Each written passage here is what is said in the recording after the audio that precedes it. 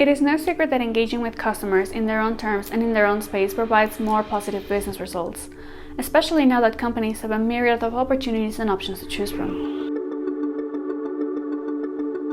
Anexa BPO has over 20 years' experience offering tailored solutions to organizations in diverse industries, both in the public and private sectors. We are committed to transform customer service into meaningful experiences. This is how we partnered with one of Mexico's most important universities to make postgraduate education more accessible through the use of an instant messaging app that 57.2 million Mexicans already use: WhatsApp. It all began at the negotiating table. The original idea was to improve service and the control of prospects for the Institute's offer of postgraduate education programs such as seminars and master's degrees, and this was supposed to be through the telephone only. So the team suggested opening a WhatsApp channel, and the idea grew from there. Adding WhatsApp to the existing channels in the customer service mix opened the door for the inclusion of customers for the millennial generation, as well as eliminating carry-across barriers when the initiative was eventually expanded into other Latin American countries such as Peru and Ecuador, where the Institute has presence. As an instant messaging platform, WhatsApp is robust, agile, supports phone calls within the app, is able to support rich media, such as photos, videos, voice notes, and animated GIFs, as well as the transfer of documents in a variety of formats.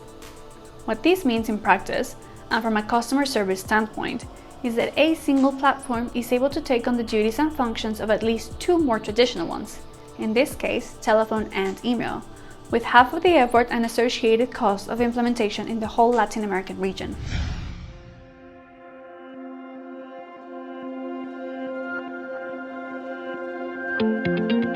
It is widely used.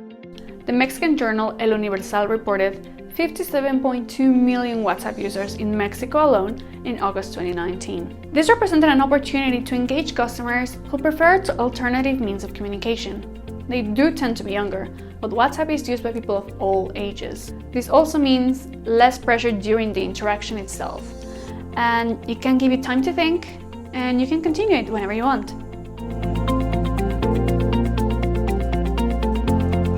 In the end, it was agreed that we would add WhatsApp to the existing mix of channels in such a way that a prospect could start an interaction in one of them and seamlessly continue it in another if chosen to do so.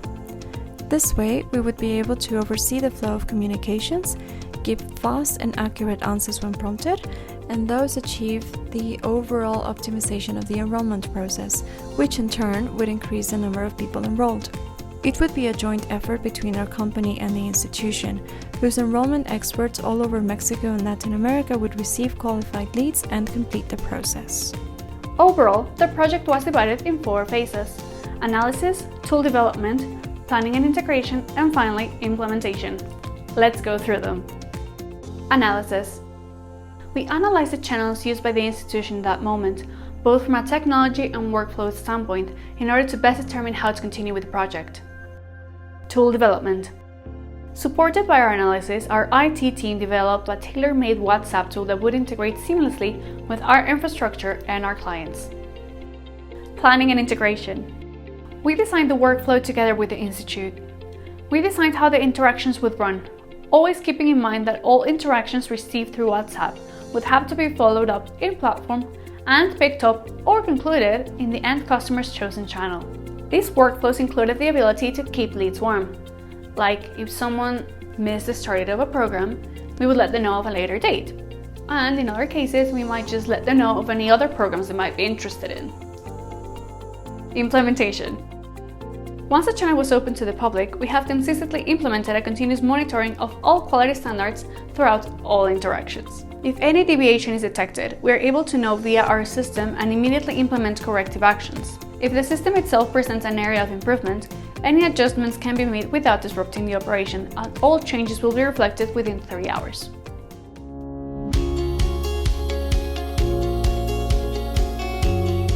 The use of WhatsApp as a channel to engage and enroll prospects had no precedent at the time it was launched, so it was developed with the help of 3 teams. They developed the app, They used open source technology to make sure we owned every last bit of it, and also to make sure that we could fully customize it to our customers' needs and that we could achieve a seamless integration between their architecture and ours. They are on the forefront each and every day. At the beginning, they handled and established the workflows between our company and the institution, including how we would handle the leads, how we would follow up on them. And today they run the campaign, of course, they do quality assurance, and they make sure the KPIs are being met. They have tailored their hiring practices to make sure we have things we need in a written environment. They implemented a writing proficiency test, which of course evaluates spelling and grammar, which is important, but we also measure typing speed. So agents in this campaign are expected to handle up to 3 simultaneous conversations, so we really need them to type quickly. After we reached an agreement with the Institute, we began implementation in March of 2019. Once the application was tested and approved, deployment took only 2 weeks. Only 2 weeks. It currently services other Latin American countries, apart from Mexico of course, such as Peru, Ecuador and Colombia. We monitor closely all KPIs for the WhatsApp campaign since we had no actual benchmark to measure them against, since they had never been done before. We set goals based on performance from the previous year, and we were definitely going into uncharted territory.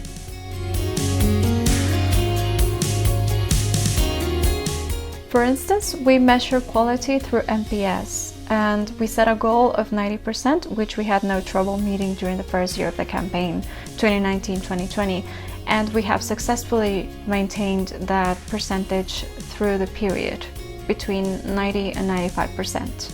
Enrollment is a shared goal with the institution, so we set our benchmark as the number of registrations achieved during the last year, that's 2018 in this case.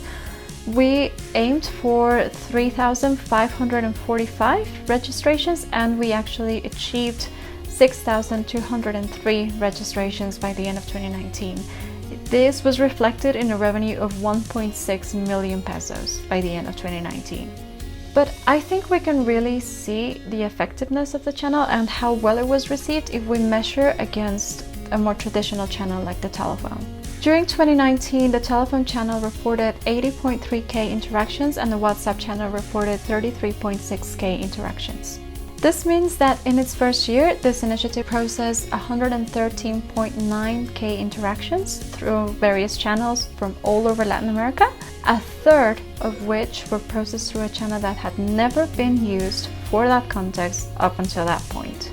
Before the COVID-19 pandemic, we were able to close 2019 with a lead effectiveness of 3.9 on the telephone and 9.1 on the WhatsApp channel. What this metric designed and implemented by the Institute means is that, according to our joint results, leads that are received and tended through to the WhatsApp channel are more likely to close than those received through the telephone.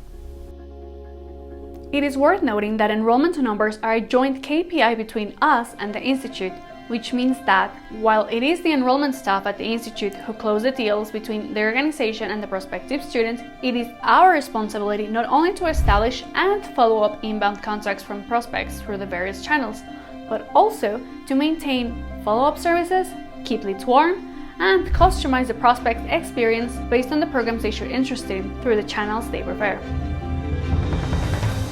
What is so great about WhatsApp, and because of the very nature of the platform and because our IT team put together such a great system, it made possible for the WhatsApp team to be the first people in the company to be migrated to home office as soon as the COVID-19 sanitary emergency measures were set in the city of Monterrey in the state of Nuevo León, where both our team and our customer are located. This was made possible in just 72 hours. We sent them home on a Thursday, and by Monday they were back up and running as if nothing had happened.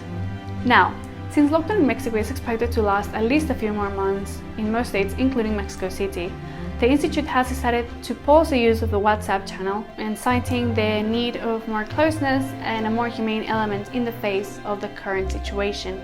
We are expected to resume the use of WhatsApp in the month of June, once the university has reworked how they're going to tackle education in the new normal. And what happens if there is a shiny new app out there? We move on to the next one. We know and we understand that this is an incredibly dynamic world we live in right now, and that things might change at a moment's notice. If there is anything the pandemic has taught us, it's exactly that. So we and our teams are aware and ready to spring into action if necessary.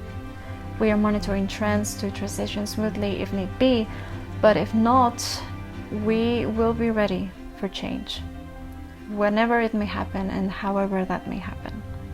What started as an experiment became a true force of change for us and our customer, one which will be able to meet the boom in demand of alternative channels in a time where we need flexibility more than ever before. Thank you.